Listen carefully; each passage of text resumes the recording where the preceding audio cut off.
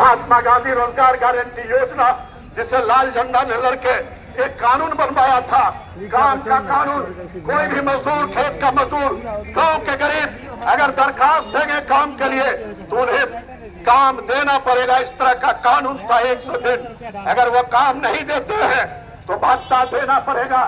इस कानून को मोदी जी ने खत्म कर दिया है और उसके बदले जीवी जी जो जी राम जी जो कानून लाए हैं, वो कानून का मतलब क्या है?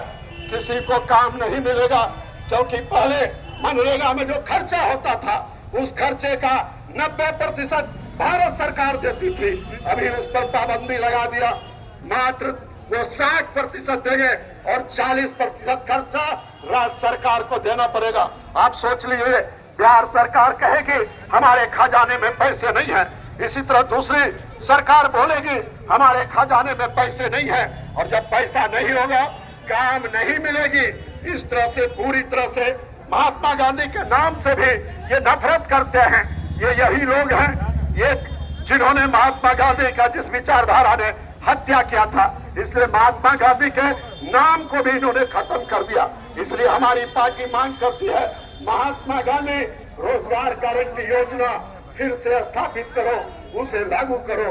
और इन तमाम मांगों को लेकर के हम लोग जा रहे हैं दिल्ली, और एक बड़ा मांग है देश का, वो मांग है आज जमीन छीना जा रहा है, जमीन की लूट हो रही है।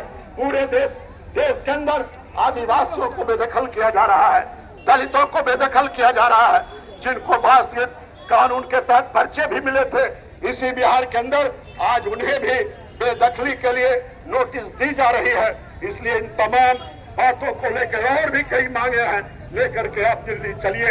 ठीक ही ललन जी ने बताया, ये लड़ाई तो अभी शुरू हुई है, ये लड़ाई ये तो अंगराई है, बाकी अभी लड़ाई है, बहुत बड़ी लड़ाई, दीर्घकालीन लड़ाई, कुर्बानी वाला लड़ाई के लिए हमें तैयार होना होगा, क्योंकि बिहार की राजनीतिक अवस्था पूरी तरह से आरएसएस और बीजेपी के हाथ में सौंपा जा रहा है।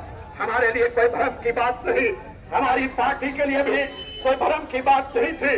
जिस रास्ते से जनता दल और उसके नेता आगे बढ़ते हुए दिखाई पड़ रहे थे वो स्पष्ट था। धीरे धीरे जनता दल खत्म, और यहाँ के मुख्यमंत्री जो सामाजिक आंदोलन के, सामाजिक न्याय के कभी एक बहरे चेहरे थे, उनकी भी राजनीतिक कब्र